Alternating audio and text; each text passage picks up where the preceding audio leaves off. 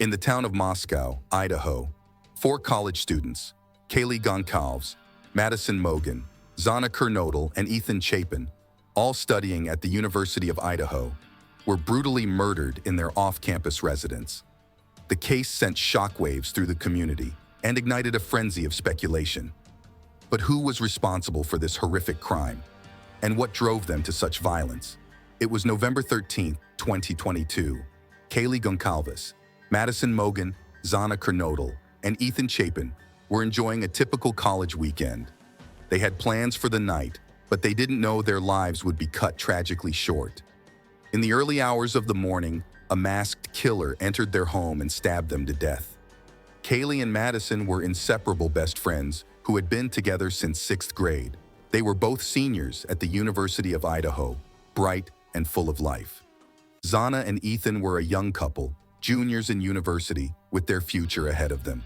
All four were loved by their families and friends, but their sudden deaths left a gaping hole in the community. The details of this murder are so disturbing that the police believe that the murder weapon, which has not been found, was a military-style K-bar knife. The brown leather K-bar sheath with the United States Marine Corps' emblem was recovered on Mogan's bed, close to her body. It is said that this knife was meant to tear apart bone, ligaments, and organs, so it is incredibly brutal and something you would never expect someone to walk in and want to commit unless they took some pleasure out of the brutality of it.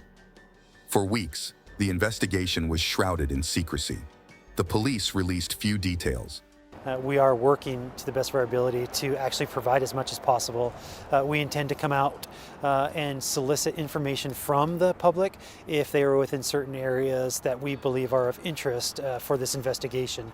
And so hopefully today or early tomorrow we will come out with a map where the victims were at specific times during the night and ultimately ending at their residence. But slowly, pieces of the puzzle began to fall into place. The Kaylee family played a crucial role in the investigation. They refused to let their daughter's death be forgotten and pushed the police to work harder. They even hired their own investigators to help track down leads. Olivia Gonzalez, Kaylee's elder sister, used Kaylee's call record to cold call recent numbers. A friend informed her that Kaylee had been at the Corner Club bar at 107 a.m. and texted a rideshare driver, whom Olivia tracked down around 1:45 p.m.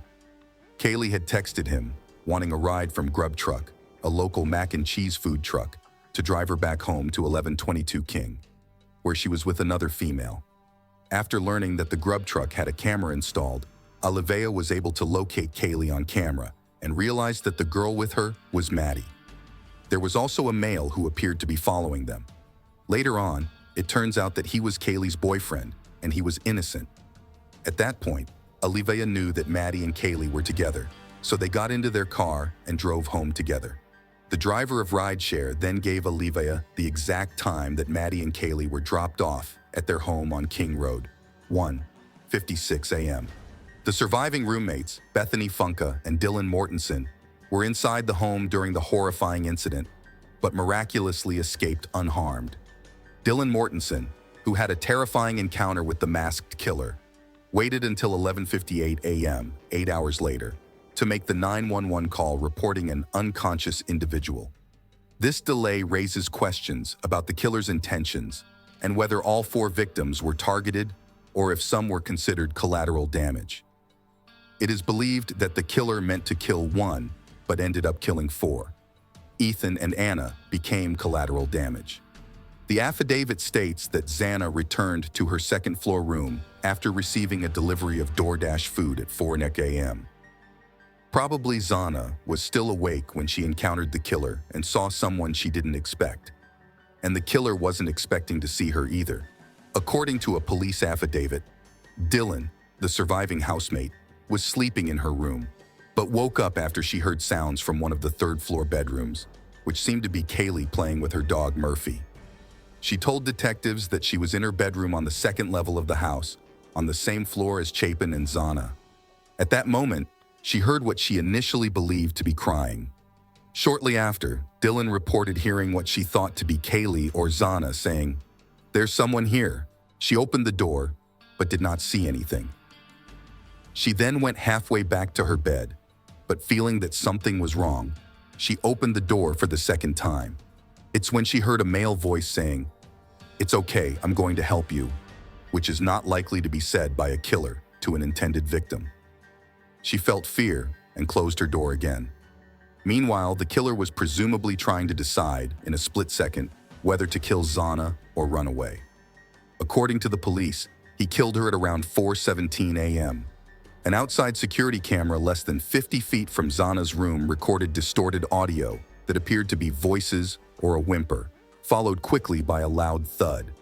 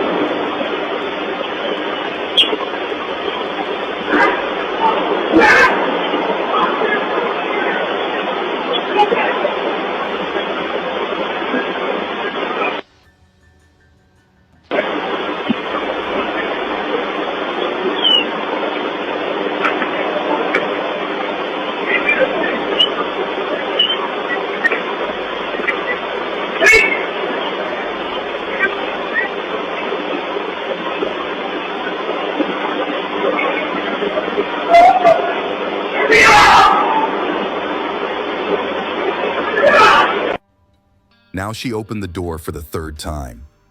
There, in the dim light, she came face to face with a figure unlike any she could have imagined. Dylan's immediate reaction was one of pure terror. The affidavit describes her seeing a man dressed in black with a black mask who had bushy eyebrows. This seemingly insignificant detail would later become crucial in the police investigation, potentially leading them closer to the suspect's identity. But what remains a chilling mystery is why the killer, after encountering Dylan, simply walked past her and towards the back sliding door of the house without harming her. Several theories have emerged to explain this seemingly mysterious turn of events. It's possible that the killer simply didn't see Dylan. In the darkness and her frozen state of shock, she may have blended into the background, unnoticed by the killer's frenzied focus on escaping the scene. This theory suggests that the killer's primary objective was to flee, and encountering Dylan was an unexpected obstacle that he chose to avoid rather than confront. Another possibility is that the killer had already fulfilled his murderous intent by the time he encountered Dylan. Having already attacked and killed the other victims, his bloodlust may have been satiated, leaving him no desire to harm anyone else. This theory, however, raises unsettling questions about the killer's motive and the specific sequence of events that unfolded within the house that night. Stabbing multiple victims for an extended period, the killer, reaching the point of depletion, might have lacked the energy or will to attack Dylan, opting instead to prioritize his escape. Dylan told investigators she had locked herself in her room and that it took nearly 8 hours before she called 911. Each theory offers a possible explanation, but the chilling encounter continues to haunt the investigation and serve as a stark reminder of the night's unimaginable horror. The detectives discovered just one item of evidence, a knife sheath, at the crime site. The killer appeared to be a professional, as no additional evidence was discovered but a knife sheath. The police, determined to find the killer, turned to technology. The surveillance cameras captured a white car cruising past the victim's house 3 times, a spectral visitor in the pre-dawn darkness. The timestamps painted a grim picture. The car's first creep past the house came at 3:30 a.m., less than an hour before the attack. It made 3 passes, reached King Road, turned left, returned nearly in a U-turn, and eventually got there in the morning. Investigators noticed something else: the car's erratic movements. It approached, retreated, and almost doubled back, finally lingering for 25 minutes before speeding off toward Pullman, Washington. Other cameras picked up on the car's meandering journey and its arrival in Pullman at 5:30 a.m. as a suspicious clue. With the car's path mapped, The hunt for its identity began. The make and model were identified as a 2011-2013 Hyundai Elantra. Luck struck when Washington State Police found a matching car parked at a Pullman graduate housing complex. The license plate led them to a name, Brian Kohberger. Kohberger seemed an unlikely suspect. He was quiet, intelligent, and had no history of violence. But as the police dug deeper, they discovered a disturbing connection between him and the victims. They know that the car was used for stalking the house where the murders took place. But did he murder them?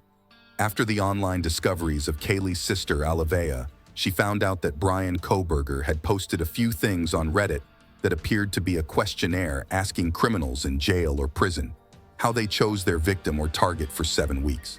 The country and families were left wondering how quickly 47 days could be for this kind of investigation.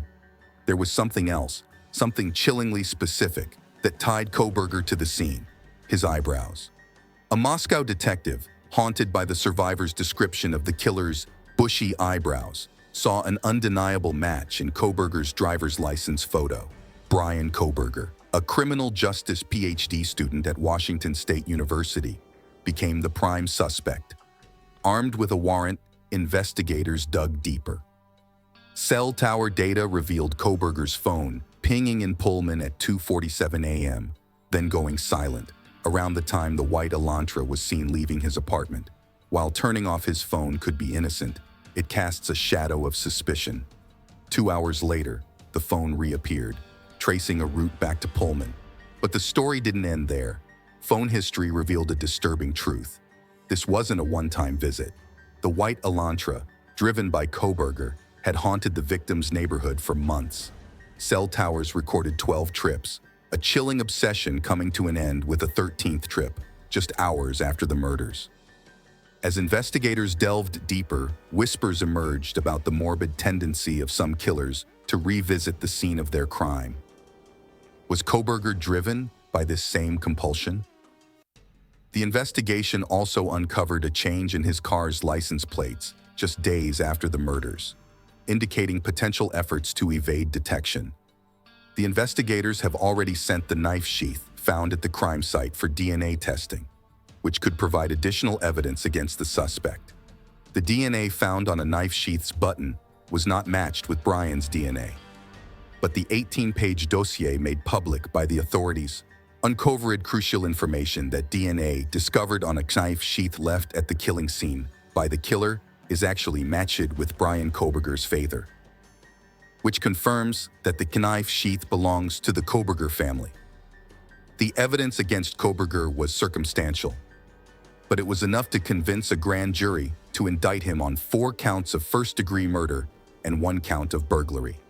The DNA evidence, his stalking behavior, and his online activity all painted a picture of a calculated killer.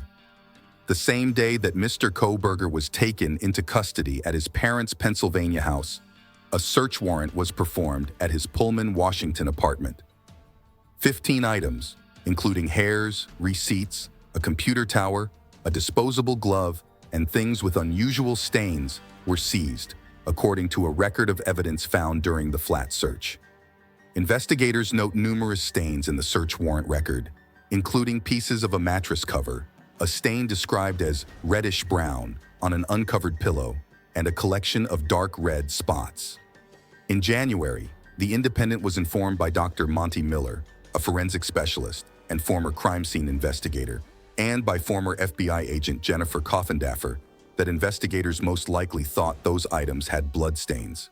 Dr. Miller stated at the time, "A reddish or brown stain is a euphemism for, we found something that looks like blood. It might be his blood or the blood of the victims. If it is blood, which they won't know until they test it, they will be able to obtain DNA.